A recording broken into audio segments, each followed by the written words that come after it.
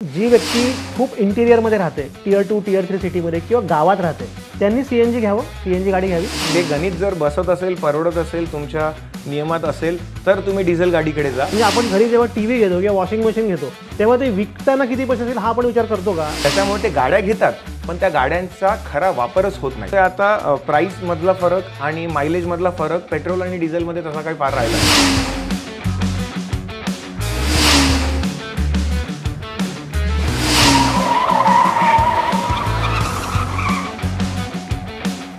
नमस्कार प्रेक्षक हो, मी अक्षय घुगे आणि मी अमेय चुंबळे. आम्ही दोघंही एबीपी माझाच्या सर्व प्रेक्षकांसाठी आणि खास करून कार चाहत्यांसाठी एक ब्रँड न्यू ऑटो शो घेऊन येतो आहोत ज्याचं नाव आहे कारनामा. या शो मध्ये आम्ही तुम्हाला नवीन गाड्यांच्या लॉन्चच्या माहिती सोबतच बाईक्स असतील, कार असतील, त्यांच्याबद्दलचे रिव्ह्यूज, त्यांच्याबद्दलचे अपडेट्स, ओव्हरऑल ऑटो वर्ल्डमध्ये काय नवीन घडामोडी घडतायत, त्यासोबतच तुम्हाला ऑटोमध्ये काय नवीन टिप्स हवे आहेत, गाड्या घेण्याबद्दल जर तुमच्या मनात काही प्रश्न असतील किंवा इतरही काही प्रश्न असतील त्या सर्व प्रश्नांची उत्तरं आणि अनेक नवीन अपडेट्स या शोच्या मार्फत आम्ही तुम्हाला देणार आहोत. अमय, बेसिकली आणि या चर्चेची सुरुवात करण्याआधी आपण मला वाटतं या गोष्टीवर क्लिअर होऊन जाऊया की आपल्याकडे ना अनेकदा गाडीकडे एक ॲसेट म्हणून बघण्याची टेंडन्सी असते. अगदी. आणि बऱ्याचदा लोक असा विचार करतात की मी जर का आता ही गाडी घेतली तर मी सेकंड म्हणजे मी जेव्हा ती विकीन तेव्हा त्याचे किती पैसे येतील. बरोबर. हा विचार करणं खूप नॅचरल आहे, पण मला वाटतं हा खूप नकारात्मक स्टाईल ऑफ थिंकिंग आहे. याचं कारण असं आहे की आपण गाडीकडे एक युटिलिटी म्हणून पाहिलं पाहिजे. ती एक वापरायची वस्तू आहे, ती एक सोयीची वस्तू आहे. म्हणजे आपण घरी जेव्हा टीव्ही घेतो किंवा वॉशिंग मशीन घेतो तेव्हा ते विकताना किती पैसे असेल हा आपण विचार करतो का? नाही करत. तर गाडी घेताना एक हा मुद्दा, आणि मला वाटतं सगळ्यात आधी आपण हा विचार केला पाहिजे की एकतर म्हणजे बजेट हा तर एक मुद्दा आहेच, पण बजेटपेक्षाही महत्त्वाचा मुद्दा असा आहे की मला त्या गाडीचा उपयोग जो आहे, त्याचा जो वापर आहे तो किती होणार आहे, कसा होणार आहे. 5-6 वर्ष तू ऑटो शो करतोयस आणि मारुतीपासून लंबॉर्गिनीपर्यंत सगळ्या गाड्या अक्षयने चालवलेल्या आहेत आणि त्याचे रिव्ह्यू केलेले आहेत आणि मला त्याबद्दल त्याचा प्रचंड हेवा वाटतो. एक दिवस तो प्रचंड मार खाणार आहे त्याबद्दल असं मला वाटतंय. पण coming back to the topic, सुरुवात करायची तर मला असं विचारायचं आहे की म्हणजे गाडी कुठली घ्यावी. फ्युएल जर का आपण विचार केला, म्हणजे फ्युएलच्या टाईपचा विचार केला तर गाडी कुठली घ्यावी. अगदी अमय, सुरुवातीच्या या शोच्या निमित्ताने जो आपण एक नवीन विषय धरला आहे की अनेकांच्या मनात प्रश्न असतो की गाडी कोणती घ्यावी. मुळात इंडियन ऑटो सेक्टरकडे जर बघितलं गेलं तर वर्ल्ड वाईड खूप मोठे मोठे देश आहेत. म्हणजे जर्मन ऑटो मॅन्युफॅक्चरर कंपनीज असतील, कोरियन असतील, जॅपनीज असतील, यांच्यासाठी भारत हे खूप मोठं मार्केट आहे. कारण की इथे कार चाहते खूप आहेत, लोकसंख्या जास्त आहे, वेगळ्या वेगळ्या स्टेट्समध्ये लोकांचे वेगळे वेगळे व्हर्जन्स आहेत. ज्याच्यामध्ये खास करून मुंबईकडे जर बघितलं गेलं तर इथे लक्झरी गाड्यांचा एक वर्ग आहे जो त्या गाड्यांना चॉईस करतो, सिलेक्ट करतो. असे वेगळे वेगळे ठिकाण आहेत जिथे वेगळ्या वेगळ्या प्रकारच्या गाड्यांची डिमांड आहे. तर सुरुवातीला मला एक साधा प्रश्न या कार्यक्रमाच्या निमित्ताने लोकांना हाच विचारायचा आहे की सर्वांना गाडी घेण्याच्या आधी प्रश्न पडतो की गाडी कोणती घ्यायची, पण गाडी कोणती का घ्यायची हा प्रश्न सहसा लोकांना पडत नाही. म्हणजे गाडी घ्यायचे प्रमुख कारण हे खरे वेगळे असतात, पण गाडी घ्यायचे कारण वेगळे का दिसतात की माझ्या शेजारच्यानी गाडी घेतली किंवा माझ्या अमुक अमुक ओळखीच्या माणसांनी गाडी घेतली, मग त्यांनी ती घेतली तर मी त्याच्यापेक्षा थोडी वरचढ गाडी घेतो. म्हणजे मुळात त्याच्या लाईफस्टाईलनुसार त्याला कोणत्या गाडीची गरज आहे आणि तो कोणती गाडी घेतोय हे मला असं वाटतं की 70 ते 80% लोकांना माहिती नाही. त्याच्यामुळे ते गाड्या घेतात पण त्या गाड्यांचा खरा वापरच होत नाही. उदाहरणार्थ एक उदाहरण मी तुला देतो की आज आपल्या देशामध्ये ऑफ रोडिंग टेरेनचं जर बोललं गेलं तर नॉर्थ ईस्ट असेल किंवा हिमाचल हा काही प्रदेश असेल, तिथे खरा 4x4 ऑफ रोडिंग या गाड्यांचा, या फीचर्सचा वापर केला जातो. म्हणजे मुंबईतले रस्ते सुद्धा ऑफ रोडिंगच आहेत, पण अगदी म्हणजे मी नाव कोणाचं घेत नाही, पण आपल्याला ती सुविधा इनडायरेक्टली दिलेली आहे. म्हणजे मी असं थोडंसं म्हणू शकेल की मुंबईत जो व्यक्ती कार किंवा बाईक चालू शकतो तो जगातल्या कोणत्याही भागात हिमालयापासून कन्याकुमारी चालू शकतो. जोक्सपाट. बट विषय आपला मुळात तोच होता की गाड्यांची गरज, कंपनी एखादी गाडी बनवते ती कोणत्या अनुषंगाने बनवते आणि आपण ती गाडी घेतो, पण आपल्याला बऱ्याच 80% 90% लोकांना माहिती नाही की त्या गाडीचे फीचर्स जे आहेत ते खरंच आपण वापरणार आहोत का. एक छोटंसं उदाहरण द्यायचं झालं तर मी सांगेल की थार जेव्हा आली होती, थारचं क्रेज पहिलेपासून आहे. म्हणजे बाईक्समध्ये बुलेट आणि कारमध्ये थार हे एक प्रत्येक यंगस्टर मुलाचं ड्रीम असतं. पण थार जेव्हा आली तर ऑफकोर्स थार ही 4x4 गाडी आहे. तिला 4x4 देण्यासाठी कंपनीने त्याच्यामध्ये ज्या काही गोष्टी वापरल्या आहेत त्याची किंमत ग्राहकाला मोजावी लागते. आणि ती गाडी जर घेऊन त्याला फक्त मुंबईतच फ्लॅट रोडवरती गाडी चालवायची आहे, मग तुम्ही 4x4 मध्ये पैसे का घातले? आणि हाच मार्केट रिसर्च जीपनी सुद्धा ऑब्झर्व केला आणि त्यांचा कस्टमर बेस वाढवण्यासाठी तुम्ही पाहिलंच असेल की गेल्या काही वर्षाआधी पहिल्यांदा थारचं 4x2 व्हर्जन आलं. कारण की लोकांना फक्त थार हवी आहे, थार मधले फीचर्स नाही हवे. असं होत नाही. त्याच्यामुळेच म्हणजे हा शोच्या सुरुवातीला आम्ही हा टॉपिक घ्यायच्या मागचं कारणच हे आहे की म्हणजे कोणाला कोणती गाडी घ्यायची हा शेवटी प्रत्येकाचा वैयक्तिक प्रश्न आहे, पण गाडी घेतल्यावर अरे मी ही गाडी घ्यायला पाहिजे होती यार असं वाटायला नको. आता मी तुला एक पर्सनल प्रश्न विचारतो की तुझ्याकडे सेल्टॉस पण आहे आणि तू आत्ता काही महिन्यापूर्वी सिलेरिओ घेतली CNG, तर हे का केलं तू? म्हणजे तुला हे विचारायचं म्हणजे आपला हे विचारायचा मागचा प्रश्न असा आहे की सेल्टॉस सारखी एक नंबर गाडी जी आहेच तुझी, पण सेकंड किंवा थर्ड कार म्हणून तू सिलेरिओ का घेतली, ती पण CNG? नो डाऊट सेल्टॉस एक मिड साईज SUV मला हवी होती, फॅमिली कार म्हणून. आम्हाला कुठे फॅमिलीला घेऊन बाहेर जायचं आहे तर ती मी टॉप मॉडेल घेतली, fully loaded 1.5 litre diesel GT. कारण की मला त्यातले सर्व फीचर्स आवडलेही होते, त्यांचा यूजही मला होता आणि मला ते फीचर्स हवेही होते. पण कट टू जेव्हा सेकंड एक्झाम्पल आपण बघतो की ऑफिसला डेली जायला यायला मुंबई सारख्या ट्रॅफिकमध्ये मला एक अशी गाडी हवी होती जी अगदी छोटी आहे, जिच्यामध्ये AC आहे, पॉवर स्टेअरिंग आहे आणि तिचा मायलेज भरपूर आहे. मग ह्या गोष्टीचा जेव्हा रिसर्च केला, म्हणजे भले मी ऑटो क्षेत्रातला आहे पण कस्टमरचे जे प्रश्न पडतात ते मलाही पडतात, आणि जेव्हा मी स्वतःसाठी पण थोडासा रिसर्च केला तेव्हा बेस्ट ऑप्शन हाच होता की सिलेरिओमध्ये सर्वात जास्त मायलेज आहे. आज इंडियामध्ये जेवढाही CNG गाडी असली सर्वात जास्त मायलेज सिलेरिओमध्ये आहे. गेल्या 2 वर्षाआधी 2.5 वर्षाआधी जे सिलेरिओचं मॉडेल आलं ते स्पेस वाईज पण जुन्या सिलेरिओपेक्षा चांगलं आहे. CNG लाईन खूप असतं यार, तो तुला प्रॉब्लेम नाही वाटत? हे बघ, आता कुछ पाने के लिए कुछ खोना पडता ही कहावत अपने पास काफी पुरानी है. आणि आता ते आहेच की प्रश्न असा आहे की सध्या लिमिटेशन आहे, मॅक्सिमम 8-8.25 kg CNG मध्ये भरता येतं आपल्याला, कॅपॅसिटी त्याची तेवढी आहे. पण मग आयदर तुम्ही मग कॉम्प्रोमाइज, तुम्हाला जर त्या लाईनमध्ये अर्धा तास थांबायची जर तेवढे पेशन्स नसतील जे काही, म्हणजे आता त्याच्यासाठी सोल्युशन मला असं आहे की माझ्या ऑफिस वेळेनुसार मी ऑट टाइमला येतो, त्याच्यामुळे मॉर्निंगला किंवा नाईटला असल्यामुळे मला सहसा अशी काही लाईन किंवा त्या त्रासाचा सामना करावा नाही लागत. पण मग मला सांग की आता आपण मुंबई ठाण्यासारख्या शहरात राहतो म्हणून, पण जी व्यक्ती खूप इंटिरियरमध्ये राहते, Tier 2 Tier 3 सिटीमध्ये किंवा गावात राहते, त्यांनी CNG घ्यावं, CNG गाडी घ्यावी? पहिला प्रश्न तर हा आहे की त्या गावात CNG उपलब्ध आहे का. सुरुवात इथनं आहे, कारण की आज आपण पाहिलं तर अनेक ठिकाणापर्यंत अजून CNG पोहोचलं नाही. तर अगदी साध्या सोप्या भाषेत मी सांगतो की ह्याला त्याला गाडी दाखवण्यापेक्षा गाडीची गरज तुम्हाला कशी आहे ह्या प्रश्नाचं उत्तर आधी तुम्ही शोधा. मला माझ्या प्रश्नाचं उत्तर होतं की ऑफिसला जाण्या येण्यासाठी मला CNG गाडी घ्यायची होती. तेव्हा प्रश्न हाही आला होता की मी CNG घेऊ ॲज अ सेकंड कार का एक इलेक्ट्रिक गाडी घेऊ. हा पण प्रश्न जेव्हा माझ्या समोर आला तेव्हा मी 2 गाड्यांना कम्पेअर केलं, पण मला अशी एक गाडी हवी होती जी रोज खर्च कमी द्यावी, ज्याच्यात फीचर्स फार नसले तरी चालेल, मला फक्त AC लावून ऑफिसला जाणं येणं करायचंय.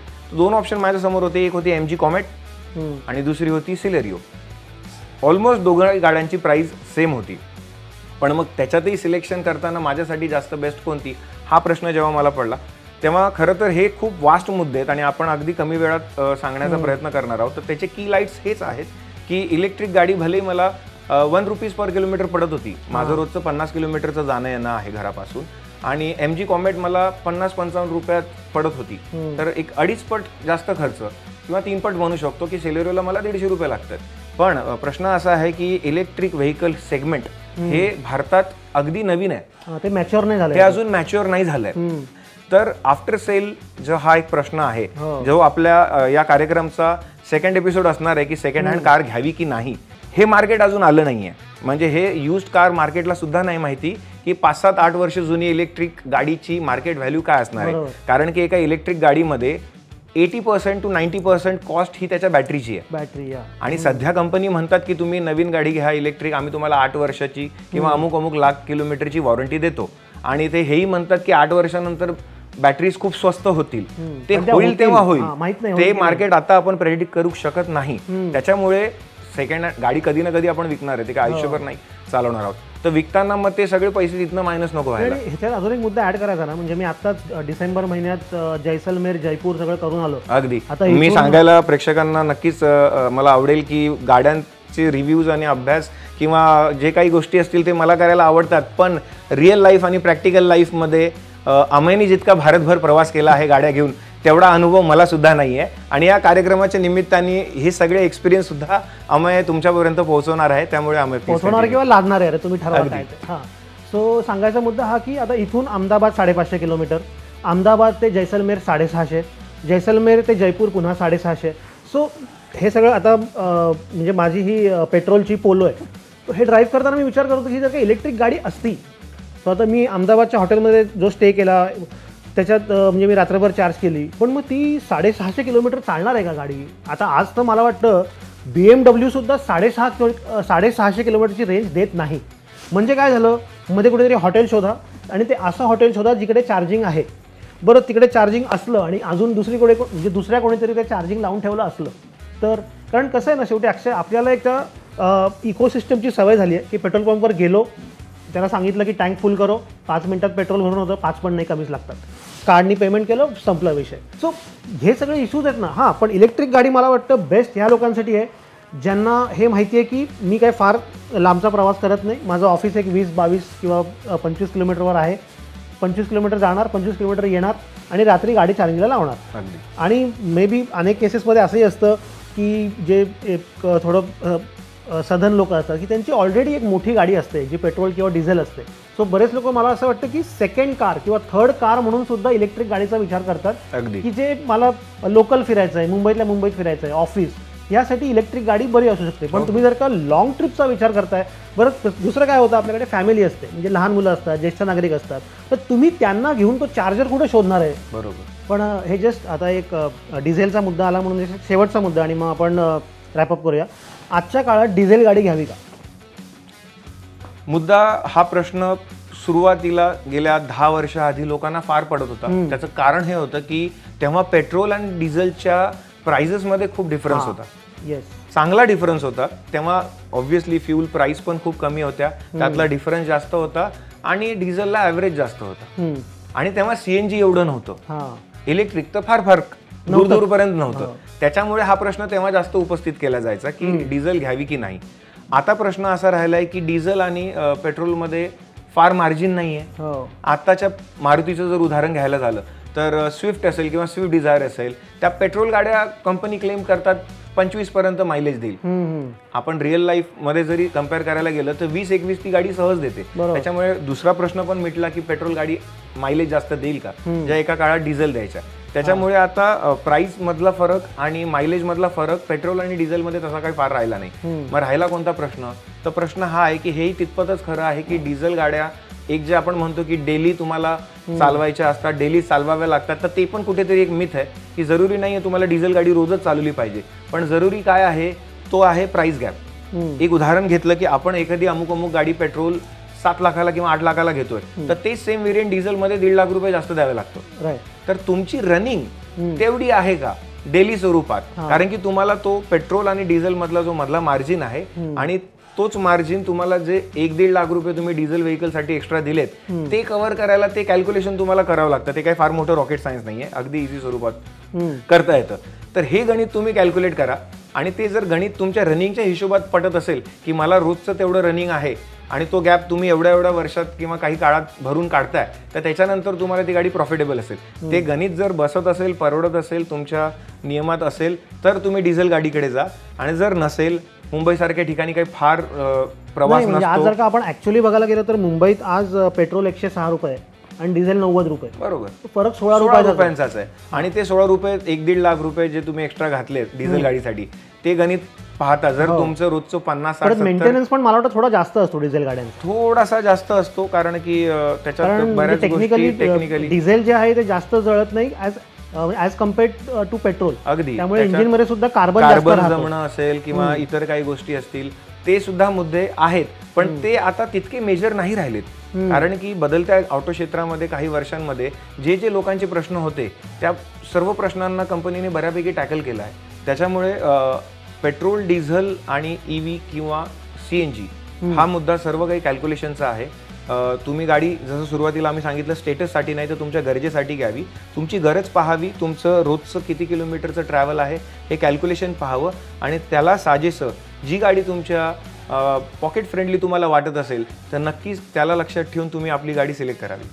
ठीक आहे. मला वाटतं अक्षय आज म्हणजे फर्स्ट एपिसोडमध्ये आपण बरीच चर्चा केलेली आहे याच्यावर आणि नेक्स्ट पुढचा जो एपिसोड आपला असणार आहे त्याच्यामध्ये आपण म्हणजे पुढच्या काही एपिसोडचं मी तुम्हाला एक थोडंसं समरी देऊन ठेवतो की एकतर गाडीची काळजी कशी घ्यावी आणि भारतासारख्या देशात जिथे बरीच लोक नियम पाळत नाहीत किंवा नियमांचं तेवढं सिरियसनेस नाही आहे अशा देशामध्ये आपला ड्राईव्ह जो आहे आपला जो प्रवास आहे तो सुरक्षित कसा करावा अशा अनेक मुद्द्यांना आपण हात घालणार आहोत. तसंच आपण आउटडोअरसुद्धा जाणार आहोत. मग काही नवीन इन्फ्रास्ट्रक्चरचे प्रोजेक्ट्स असतील म्हणजे समृद्धी महामार्गाचा आता जो पहिला टप्पा आहे म्हणजे इथून गेल्यावर पहिला तसा तो प्रकल्पाच्या दृष्टीने शेवटचा टप्पा आहे तो सुरू होण्याच्या आधी आपण समृद्धीवर पण जायचा प्रयत्न करणार आहोत. एक्सप्रेस हायवेजवर गाडी कशी चालवावी यावर सुद्धा एक्सप्रेस हायवेवर जाऊन आपण एपिसोड करणार आहोत. सो असे अनेक मुद्दे आहेत. मला वाटतं तुर्तास आपण इलेक्ट्रिक गाड्या आणि डिझेलच्या मुद्द्यावर थांबूया आणि लवकरच भेटूया. पाहत रहा ABP माझाचा हा ब्रँड न्यू ऑटो शो. त्याचं नाव आहे कारनामा.